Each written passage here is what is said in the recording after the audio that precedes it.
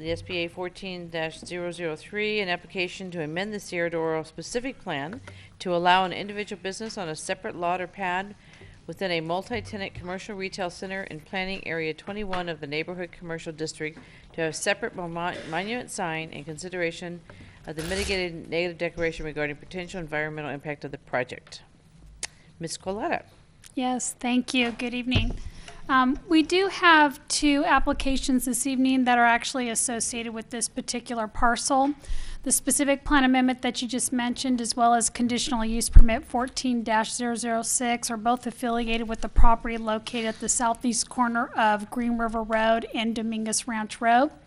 The exhibit that you see here before you actually identifies the zoning of the property as well as the zoning of the surrounding areas. The project site itself is zoned Neighborhood Commercial District, and it is located within the Sierra Del Oro specific plan. The area to the north beyond Green River Road is actually right-of-way for the railroad.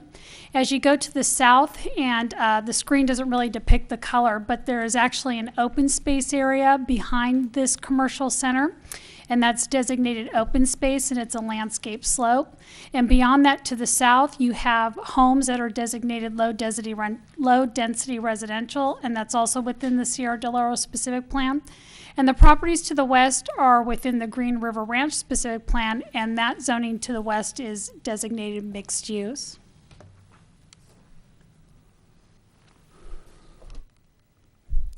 First, I want to talk about the specific plan amendment. The amendment really just entails one specific area of the specific plan, and that's dealing with the signage regulations. And it's going to deal with the neighborhood commercial district identified as planning area 21, and that's what you see before you. That center is partially developed. The building that you see there along the back to the south is an inline commercial building that was built in the early 90s, and that building is about 41,500 square feet. However, you still have 3 vacant pads that have yet to be developed, and you see that along the front of the property adjacent to Green River Road. The project in question this evening under the CUP is actually that corner piece you see outlined in red. However, you still have 2 remnant pieces that will be developed at a later time. The amendment proposes to allow monument signage for those 3 pads when development occurs. The signage would be limited to a height of 8.5 feet, and the copy face area of the sign would be limited to 24 square feet. However, that is minus the architectural elements of the sign. As you know, here in Corona, we like to have our monument signs be compatible with the building. So the overall square footage will be beyond that. However, the advertisement space will be limited to 24 square feet. The CUP this evening proposes to establish an automobile service station with a 2,800 square foot convenience store. This project is required to comply with all of the development standards that have been imposed in the specific plan, and it's also required to comply with our supplemental development standards for automobile service stations, and that's actually regulated by Title 17 of the Corona Municipal Code. So therefore, when we look at the development of gas stations, we have to look at 2 models. We have to look at the zoning of the property as well as those additional standards. Per those standards, it actually requires that the fuel pumps be oriented away from the corner, and that's exactly what is being done here. The applicant has placed that convenience store closest to the street. And per the specific plan, the minimum landscape setback is only 10 feet from both streets. And as you can see here, the applicant has actually increased the landscape setback. And along the north, you have a 28-foot landscape setback. And when you go to the west, it increases to 50 feet. The fuel pumps are going to be located to the south. They will be covered. There's 6 double-sided fuel pumps for a total of 12. And the landscaping along that perimeter is just over 12 feet. So already in that regards, in terms of the landscaping, they are definitely exceeding what's required. The site will utilize the existing driveways already established for the commercial center. You have 2 driveways on Green River Road, and you can see they're going to be to the east. And there's also an existing driveway located to the south, and that's on Dominguez Ranch Road. Therefore, that will not be realigned or changed with this project. They're going to be operating within the confines of their pad. Parking for this project will also be on their site. It requires 14 parking spaces, and a majority of those will be located right there towards the entrance of the convenience store that you see there towards the top as well as along the side.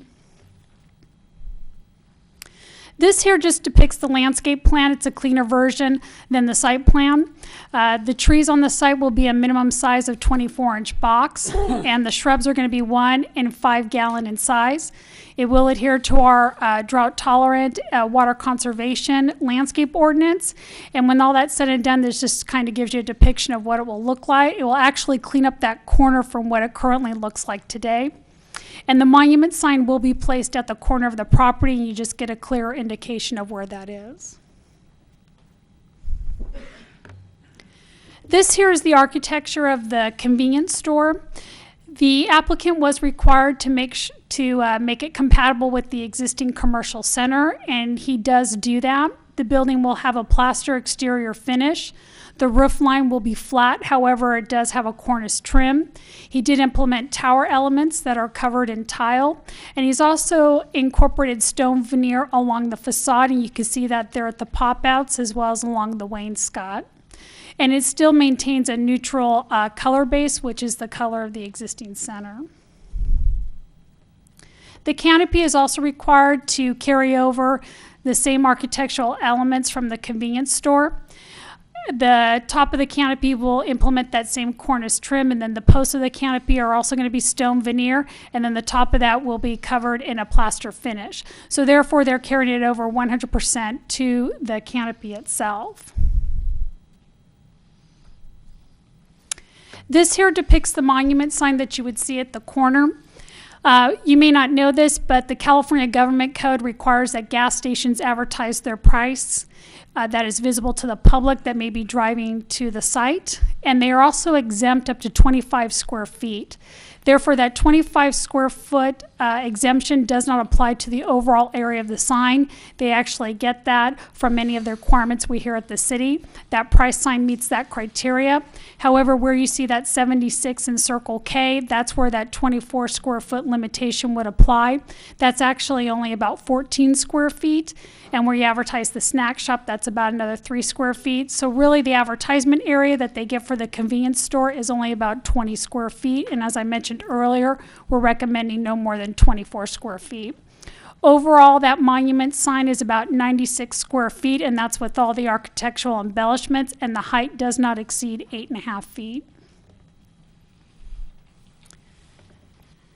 I wanted to provide you photographs of the site for 2 reasons. I wanted to show you how the new architecture is actually going to be consistent with what's there today. And as you see on the top, you can see the existing building has that same flat roof line.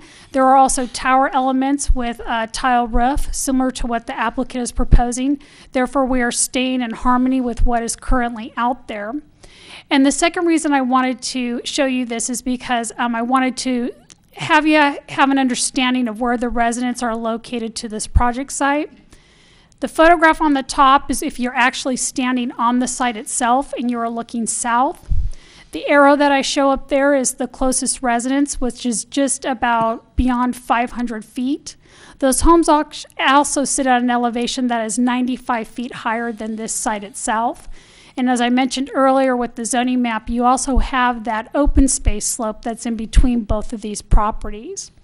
And then the bottom slide just tells you what it looks like looking eastbound with the additional office buildings that are on the adjacent pad to the east. And those are the 11 commercial buildings, as well as the signage for the center and then the driveway.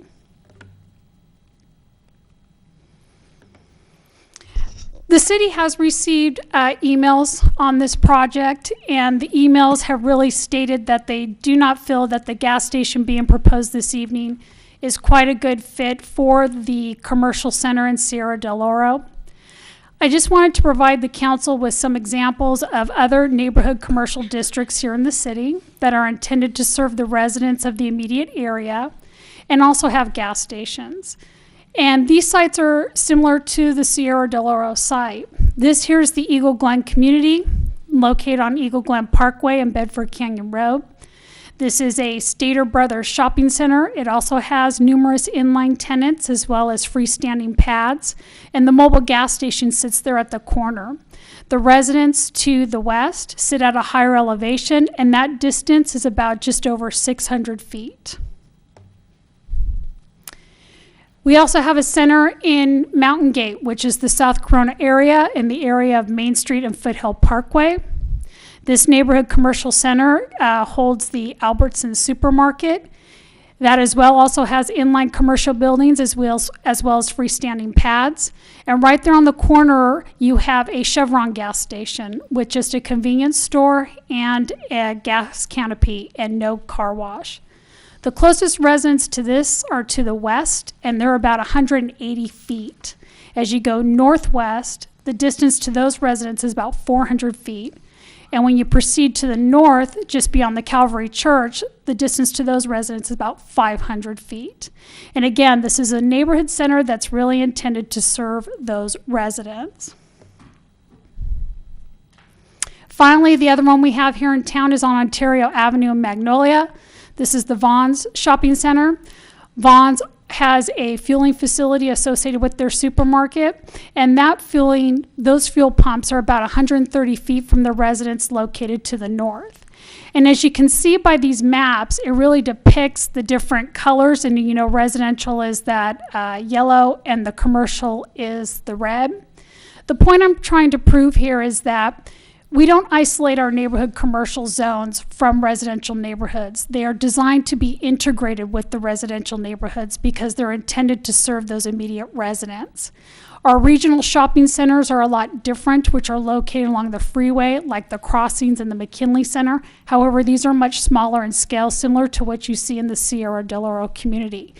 This is why we have development standards in place that are intended to design these sites to interface with the residential communities. I also want to mention, because this came up as well, we do a lot of analysis when we look at our projects. We are required to do some technical studies. The city is required to do an environmental analysis in accordance with the California Environmental Quality Act, that is known as CEQA. As part of that analysis, we are required to do air quality. We did evaluate this project based on air quality. The air quality analysis that was submitted for this project did look at the project's not only construction emissions, but it's also long-term emissions of the site. The South Coast Air Quality Management District is the regulatory body that is responsible for establishing the thresholds that we abide by. It is not the city. Therefore, when we get projects, we have to make sure they are in accordance with the standards that have been adopted by AQMD. The emission thresholds for this project are well below what the adopted thresholds are for AQMD. And that analysis not only looked at the regional thresholds, but it also looked at localized thresholds. And what that means, it takes into consideration the nearest sensitive receptors to the site. And in this particular case, it was the residents to the south. And those thresholds were well below what's adopted by AQMD for daily emissions. And all of that was disclosed in our environmental document, which was attached as all of our reports and made available to the public. We're also required to look at the traffic analysis. That's another component of CEQA. A traffic analysis was prepared for this project. This project for just gas station, based on the modeling, would generate about over 1,900 daily trips. And I want to stress daily trips. Daily trips is what you're going to expect throughout the day. However, the way we evaluate traffic impacts, we actually have to tone it down to peak hours. And that's the heaviest concentration of trips within a 2-hour period. So we don't look at it from an all-day perspective. We look at it the heaviest times when the traffic's going to occur in order to evaluate the level of service at nearby intersections. In this particular case, 80% of the trips that are being generated by this project are already pass-through trips within the area. That means that's its internal capture. So when you take away that 80%, this project's only going to generate about 391 new daily trips. And when you break it down into the AM and PM peaks, you're only generating 24 new trips and 32 new trips, both in the AM and in the PM. We have an adopted level of service here in the city, and that's adopted under our general plan. If an intersection is operating at a level of service D or better, it's considered acceptable.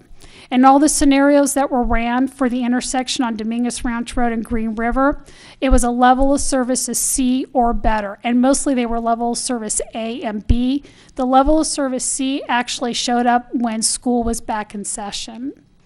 And finally, I just want to bring to your attention that gas stations are also regulated by another state agency, and that is done by the California Air Resources Board. That's a department within the California Environmental Protection Agency. The Air Resources Board is actually responsible for controlling emissions from gas distribution systems. And they actually are the ones that require vapor control systems when it comes to the transferring of fuel. So when fuel is delivered to the site and transferred to underground tanks, and then it's also transferred to the fuel pumps, there are systems that are in place to prevent emissions from leaking out. Furthermore, they are required to have annual certification on their monitoring system as well as their sensors. And the reason for that is that those systems are put in place to detect any leaks that may occur at gas stations throughout the year. So this is a heavily regulated industry that not only has oversight by us just at a local level, but it has a much larger oversight at the state level. As recommended to you this evening, we have recommended approval of this application, and I myself as well as the applicant are here to address any questions.